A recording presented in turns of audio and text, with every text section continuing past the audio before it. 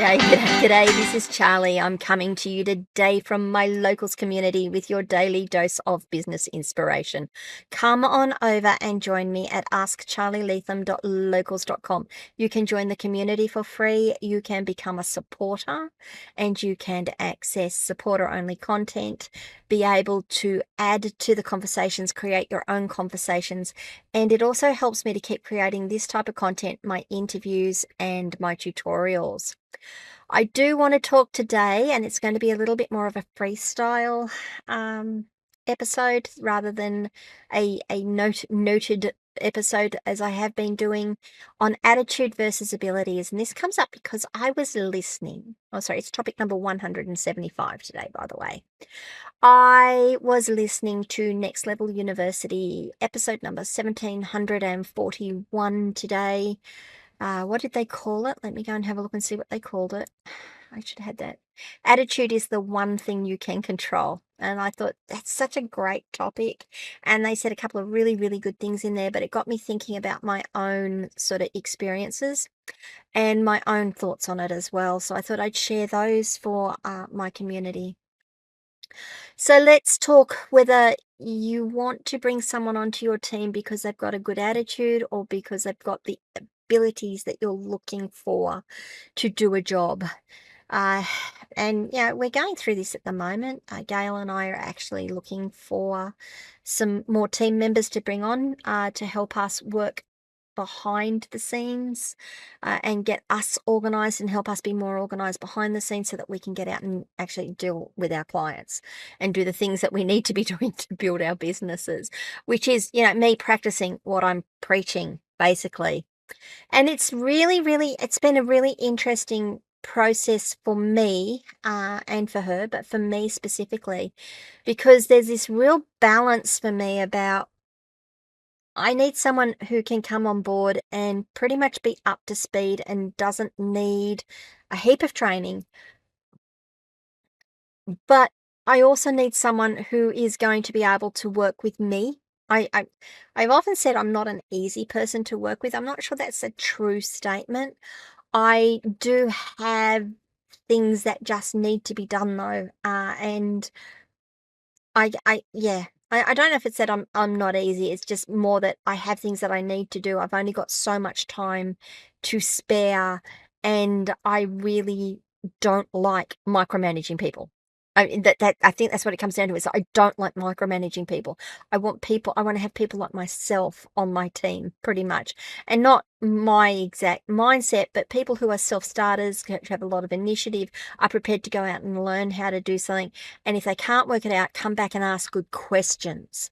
I don't mind that people ask questions, but I want them to ask good questions. So there's a real balance there for me as to what type of attitude do I want to have in a person and what type of aptitude, there we go, attitude or aptitude, do I want in a new team member? And am I prepared to sacrifice one for the other? And my answer is yes, I am.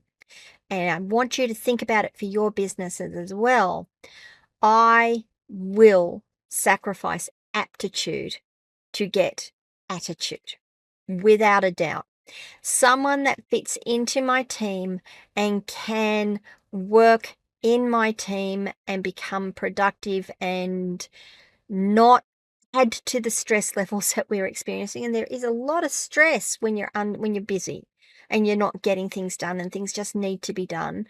So someone who can slot into the team, can work with the way the team works, use the tools that is prepared to try and use the tools that the team uses, uh, and then learn the bits and pieces that they need to learn to be able to do the job.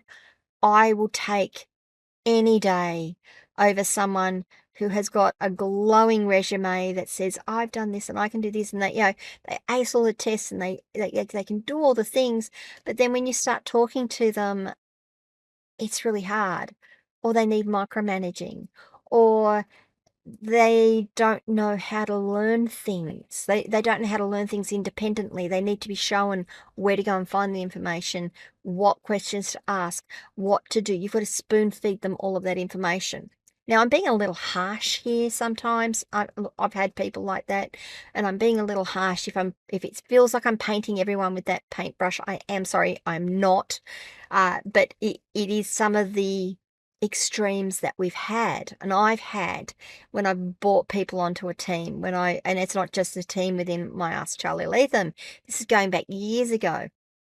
So, guys, what is it you value? Do you value attitude or aptitude?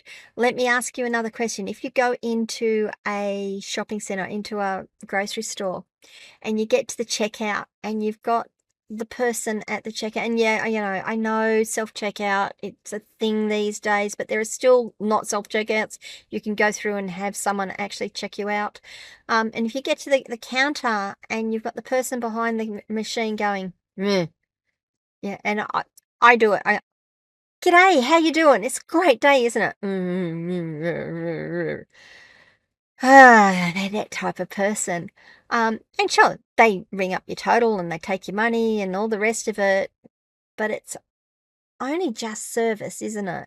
And it's not a great experience, and it really doesn't make you feel good about wanting to go back and deal with that company again. Whereas if you get to the register and you've got someone who's bright and bubbly and you say, "G'day, how you going? It's a great day. It's a fantastic day and I'm here and I've got another couple of hours to go and how's your day going?" And they interact with you and they make a mistake or they make a couple of mistakes. "Oh, hang on a minute, I've just got to get that sorted out. Yeah, look, I'm really sorry. And they start to stress like, "I don't mind. It's cool," because that attitude is going to get them so much further. It's just such a nice experience to have. So they've got a great attitude, but they may not now have all the aptitude that they need at that point to do the job. Eventually, they'll develop the aptitude, I'm sure. But they're bright and they're bubbly and they make it that you want to go back and deal with that business. Which do you prefer? Do you prefer the first? Someone who is absolutely, totally competent in what they do, but is not nice to be around, not easy to work with, requires a little bit more effort to get them engaged in what they're doing, or someone who is engaged in what they're doing and perhaps needs a little bit of training to bring them up to speed in terms of exactly what they're working on. I've kind of spoken around this, but it's such a strong topic for me, and I'm going to go back. And I know I've shared this one before, but I am going to go back to where this really came to the fore for me, where it really became obvious to me that we don't just hire for a skill set, we need to actually hire for a mindset as well. And it's when I was a very young employee. I was an employee. I think I was a tech at that time. I was actually leading the tech team, and we needed to bring in some new techs because we were growing like topsy. I couldn't keep up with all the work. I needed two more techs to come on, and we'd had one come on, and they didn't last long, and they were so much hard work. Uh, they didn't turn up on time, they'd turn up late. We'd have a job list to be done, and they'd go, "Yeah, I'm not doing that, I'm doing this, I'm doing that." I'm like, or they'd take off for the day, and I couldn't find out what they were doing. I wasn't getting their after job reports. We weren't getting their time tracked, nothing, which made it really hard for us to bill for the time, to make sure that we were getting the work done. Clients were ringing me saying they've not turned up. Where the hell are they? It was not great. And it was then that we worked out that I don't care how good their skill set is. I need someone that is going to fit into this team. I need someone that is going to be able to have a mindset like the rest of the team or similar to the rest of the team, which is we get in, we do the work, we're happy. We're happy to do the work. Sometimes we're not, but we're happy to do the work, and we do all the reporting and we communicate with each other and we let each other know what's going on so that we can support each other. And that was a really key point for me, because as soon as we stopped looking at just the skill set and looking at the aptitude, and I took on guys who had no idea of the technology we were working with. The reason I took them on is because they were really great at problem solving and communicating and all of those things. And I had training courses I could give them for the technologies we were supporting. That wasn't important. The technology became unimportant at that point in time. What do you guys think? Why don't you come across to Locals, ask charlieleetham.locals.com and tell me what you think about hiring for attitude or aptitude, not attitude or abilities, you silly duck. Attitude or aptitude, which do you prefer and why? What have you found in your experiences, in your career, in your business, and how did you address it?